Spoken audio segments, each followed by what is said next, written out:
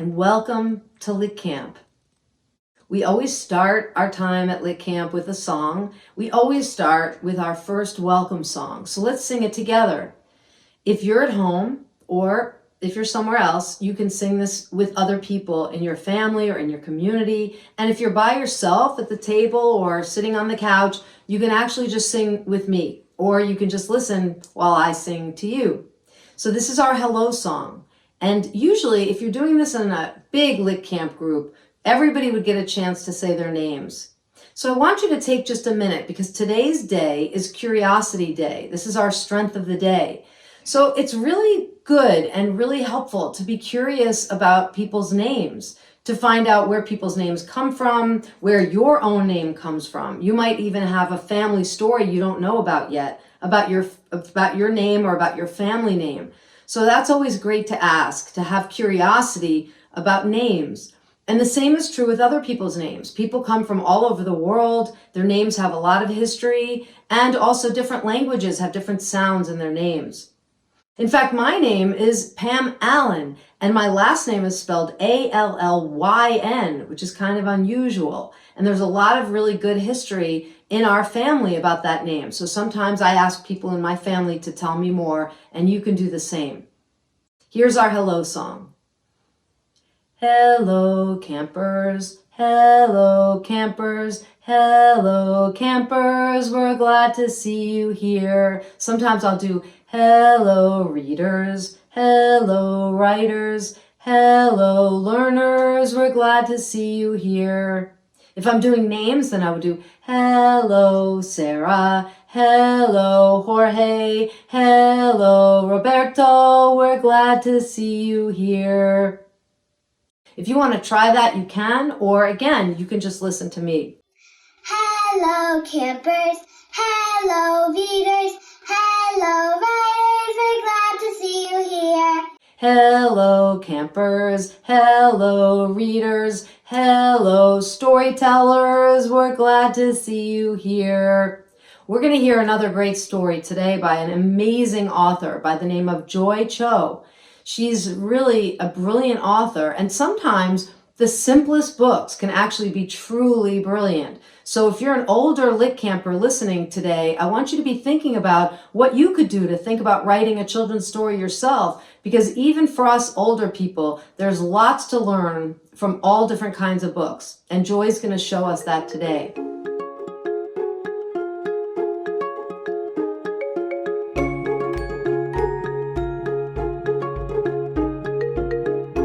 Hi everyone, my name is Joy Cho. I'm the author of the book Be Curious. Curiosity to me is so important. Now, especially more so than ever, we're spending lots of time at home. We need to appreciate our surroundings and enjoy the simplicities of every day.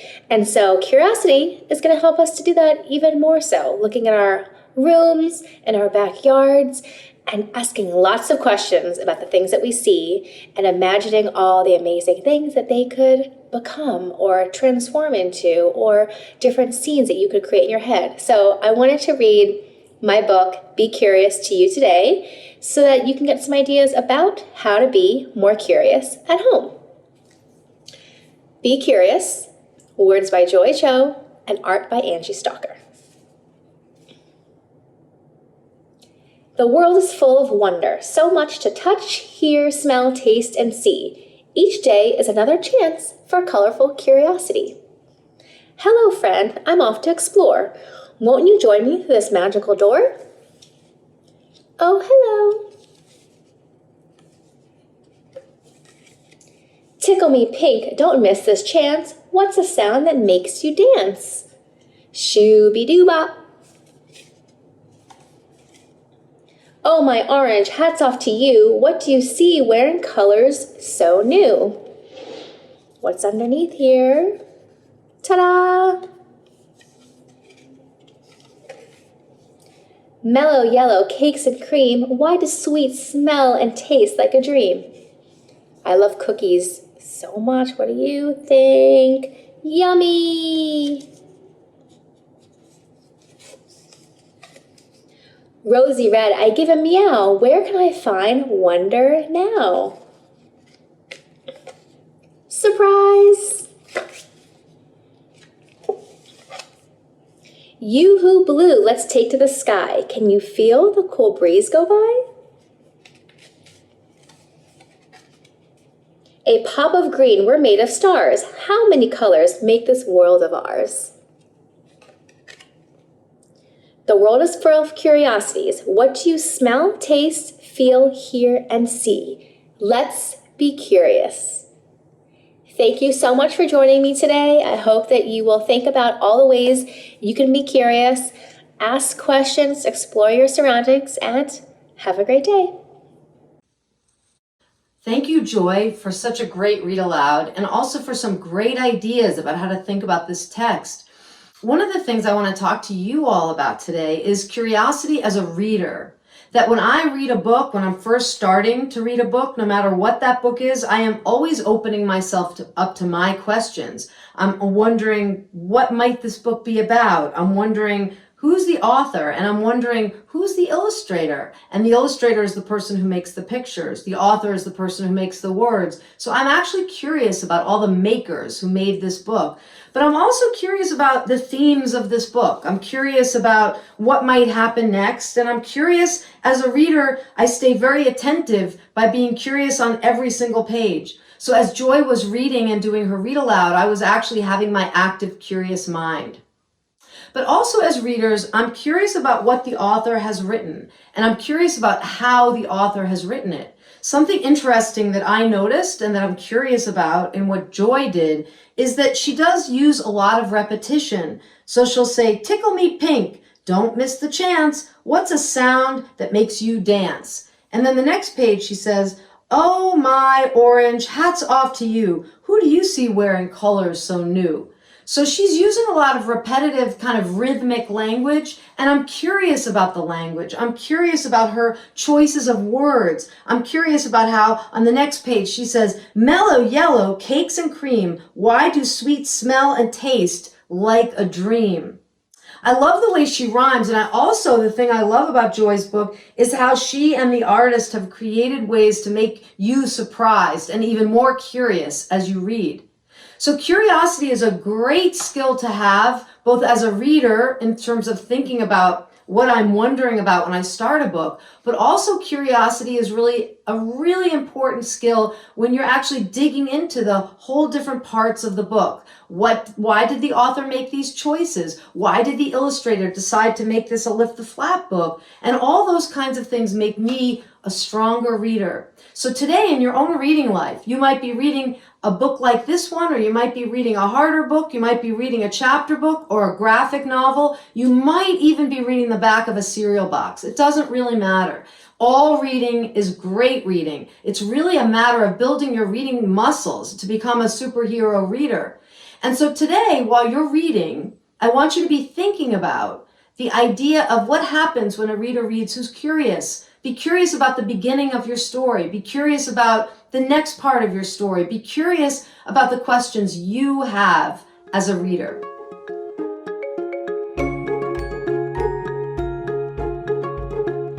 I love to bring the text to life. That's a big part of LitCamp.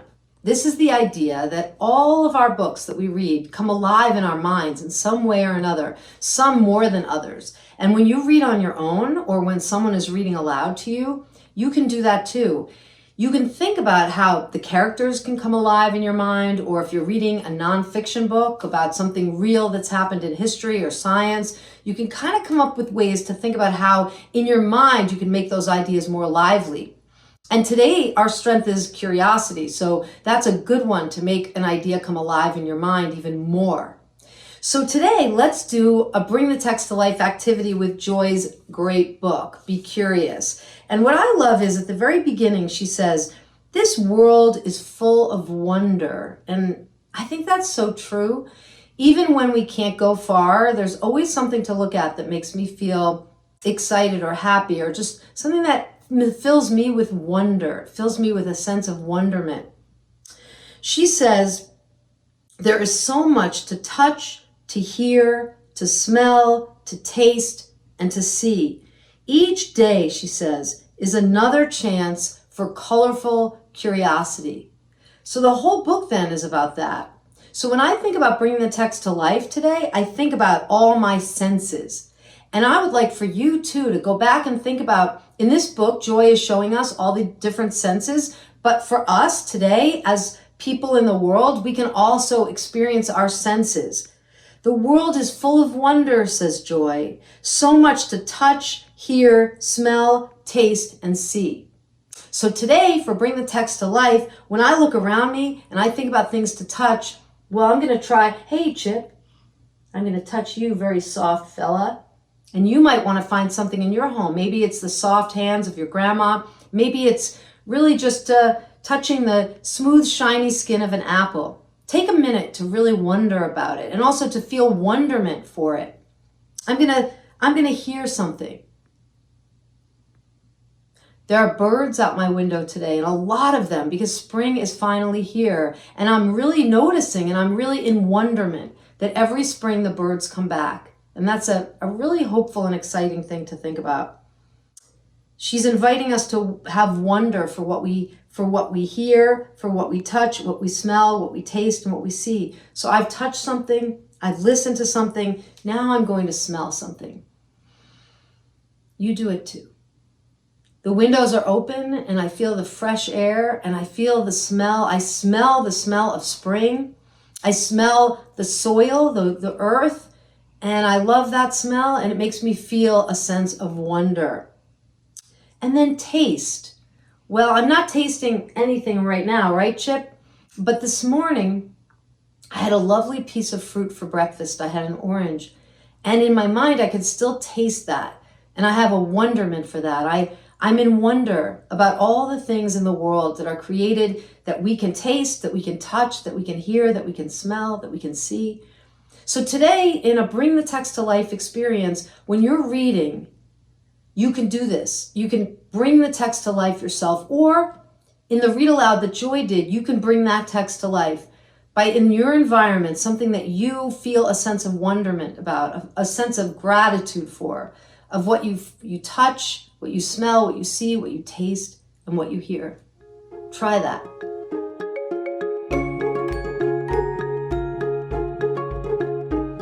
So thanks to Joy for this beautiful book, and also for having a very deep idea about curiosity that is in this children's book. So today at LitCamp, Chip, should we do some writing? He wants to.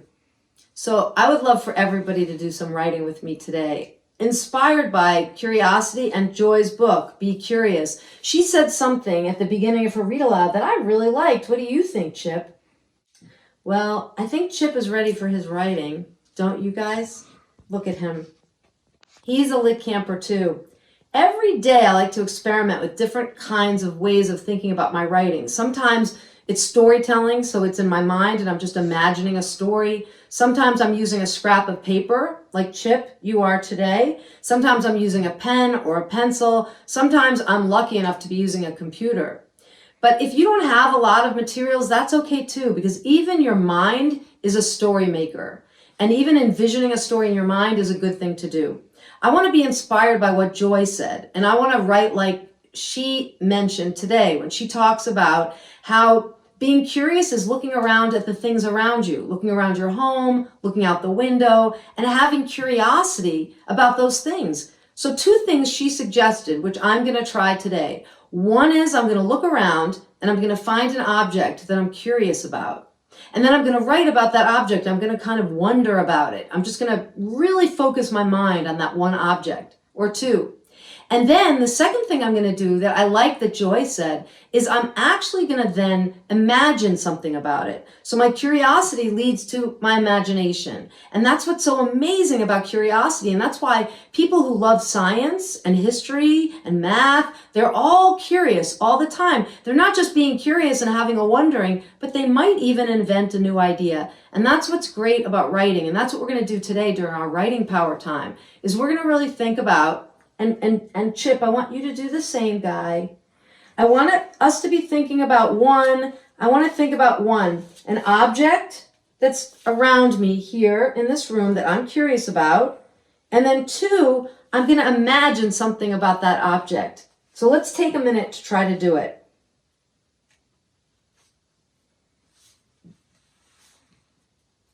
And remember, don't worry about mistakes. Just go along for just a minute or two. And if you're doing this at home, you can, or maybe you'll do it after LitCamp, after we're together for LitCamp today. So I'm going to pause right there and tell you what I've been writing about. And hopefully, Chip, you're absorbing all this in your quiet and listening way. So what I did was I said, I'm going to be observing this little old table that we have next to our couch. And I started to jot down all the things I noticed about it. It has a white top, but it's got some black lines in it. It's very low to the ground. So it's actually, I really enjoy it because I can put my book there and even a glass of water as I'm reading. And so I'm noticing all kinds of things about it, things I never noticed before, like it's an oval shape. And I'm writing all those things down just to wonder. And then I have some questions I'm curious about. I'm curious, how old is this table? And when did my grandmother get this table? And how long did she have it? And did she put her book there too? And then my wondering is kind of leading me to imagine a conversation with my grandmother. That's what I jotted down, Grandma and me. I'm imagining a conversation that we would have had sitting around that little table. What might she be reading? What might we be talking about? So that's my wondering and my imagining. I'd love for you to try the same. Find an object in your home or out your window and imagine about it and wonder about it. You can do both those things or one of those things. Just like Joy said, give it a try.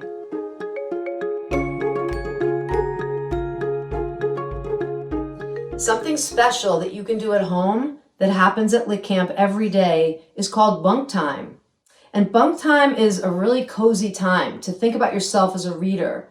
And if you're just learning to read or reading doesn't feel so easy for you, please don't worry. Think about the strength of curiosity and maybe even just to step back and ask yourself, I'm wondering why this feels hard. Is there a way to make this feel better? Sometimes when I reread favorite books, like I love this book, Be Curious by Joy, I'm going to reread it because I've already read it and it's really easy now for me to understand. So I'm going to read it again. And actually, that's a really good thing to do during bunk time. You can read a book you've already read. The other thing about bunk time is you can do it anywhere. You can do it on the corner of a couch. You can do it in your corner of your dining room table. If there's not a lot of room and there's a lot of noise, one thing you can do is, I always call this, I create my magic bubble around me. So I put an invisible bubble all around, and then I just get very peaceful inside that bubble. So even if there's a lot of noise, and when I was growing up, a lot of my cousins were around, my brother, my sister. There was always a lot going on. And I could always put my magic bubble around me just to keep myself in my reading place. And you can do the very same. And you too, Chip, you can do that as well. So let's try bunk time. Bunk time can be just 2 minutes or 3 or 4. The more minutes we read, the more muscles we build. But the main thing is to find a comfortable spot and to be really, really, really curious about your own reading life. If you like to read a book, then read it again and wonder, why do you love that book so much? For me, I am rereading Joy's book during bunk time today. And the reason I really like this book so much and I wonder about it is because I like that even though there aren't that many words on the page, it's saying a lot of big ideas about what it means to be curious about animals and about colors and just about things around you. And I think that's a pretty cool thing. So try bunk time today. Even just a few minutes will make you a super reader.